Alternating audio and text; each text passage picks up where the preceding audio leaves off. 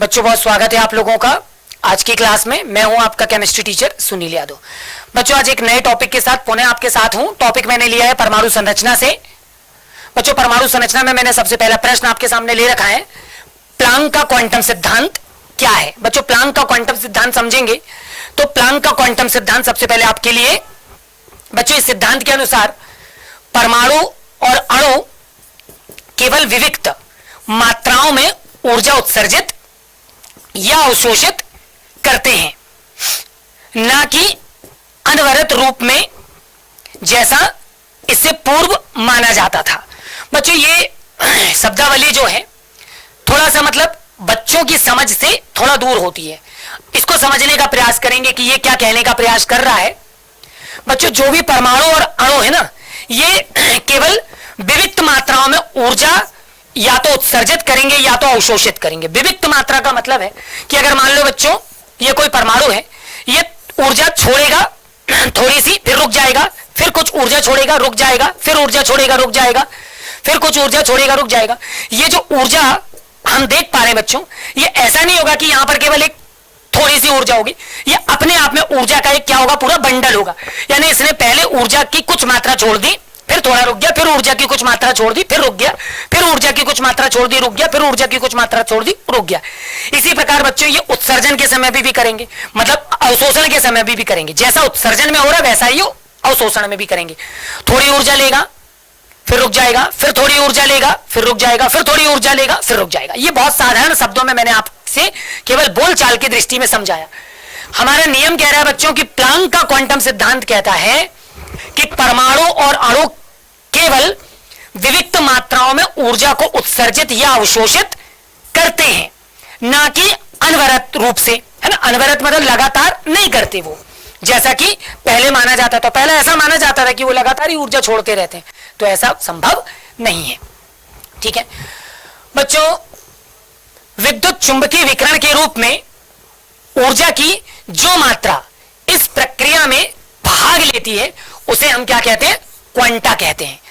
जो भी ऊर्जा अणु या परमाणु के द्वारा उत्सर्जित होगी या वो जितनी ऊर्जा को क्या करेगा, अवशोषित करेगा, ठीक है, इस पूरी प्रक्रिया में, उसको हम क्या बोलेंगे बच्चों, क्वांटा, उसको बोलेंगे क्वांटा। ठीक, यहां पे क्वांटम वर्ड भी यूज होता है, बट बहुत सारे जो पाठ्य पुस्तक हैं उनमें केवल क्वांटा शब्द बोलकर संबोधित किया गया है।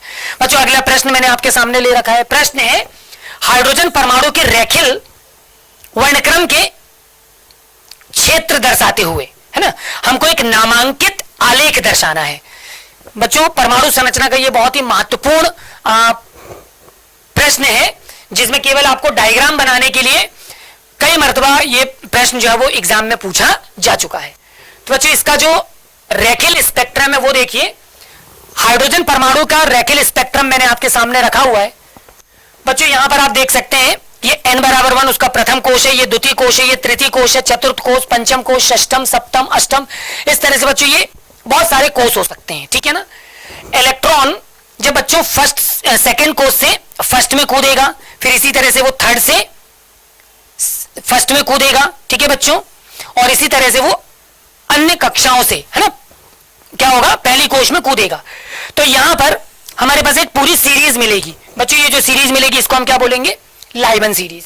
यानी अल्टीमेटली हुआ क्या कि इलेक्ट्रॉन, इमेजिन करिए अगर इस कोश से चलकर अगर वो प्रथम कोश तक आता है तो वो क्या करेगा बच्चों, वो अपने मार्ग में ऊर्जा को उत्सर्जित करेगा। वही ऊर्जा हमको विभिन्न अलग अलग क्षेत्रों में प्रतीत होगी, दिखाई देगी, हमको रंग के रूप में दिखेगी, कलर के रूप में दिखाई देगी, ठीक है, जिनको हमने सबसे पहले क्या नाम दिया, लाइमन श्रेणी।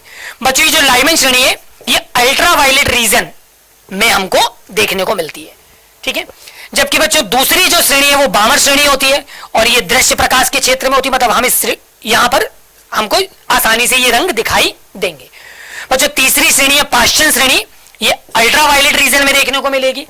बच्चों चौथी सीरीज जो है वो ब्रैकेट श्रेणी है और ये भी आपको अल्ट्रावायलेट रीजन में मिलेगी, इंफ्रारेड रीजन में मिलेगी बच्चों, IR का मतलब इंफ्रारेड रीजन, और लास्ट और अंतिम है फुंड सीरीज, ठीक है, और वो भी आपको इंफ्रारेड रीजन में देखने को मिलेगी।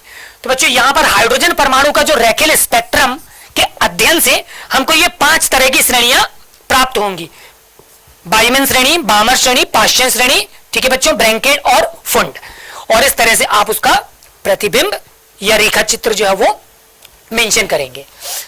बच्चों अगला प्रश्न आपके सामने है कि परमाणु संरचना पर आधारित बोहर मॉडल के 4 प्रमुख अभिग्रहित, ठीक है, परमाणु मॉडल के आधार पर अगर हम बोहर के जो भी मॉडल था उसके 4 अभिग्रहित अवधारणाएं मैं आपको बताने जा रहा हूं, जिनमें सबसे पहली अवधारणा बच्चों कि परमाणु में जो इलेक्ट्रॉन नाभिक के चारों ओर वृत्तीय कक्षाओं में क्या करते हैं, चक्कर लगाते हैं।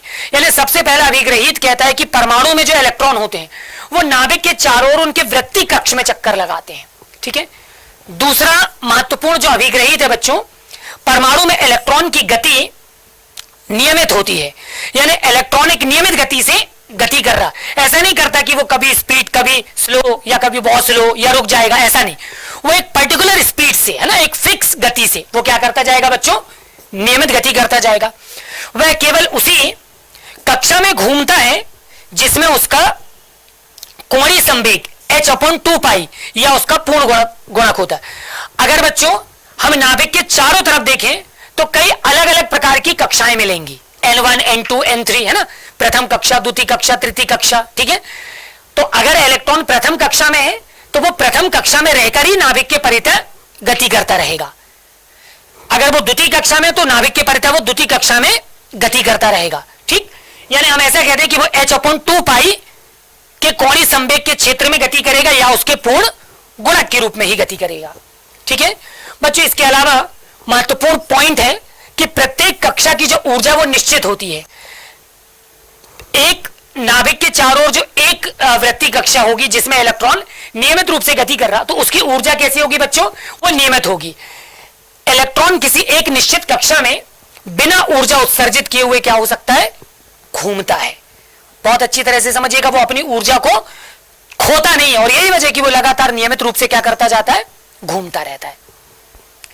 और जो अगला और महत्वपूर्ण पॉइंट है कि इलेक्ट्रॉन जो कक्ष है वो परिवर्तित करते समय ऊर्जा का आदान प्रदान करते हैं।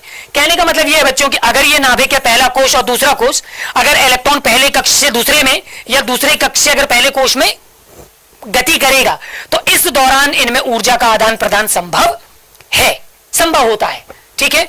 तो बच्चों आज के इस महत्वपूर्ण वीडियो में मैंने आपको कुछ ऐसे प्रश्नों से अवगत कराया जो कि वार्षिक परीक्षा में काफी बार पूछे जाते रहे हैं।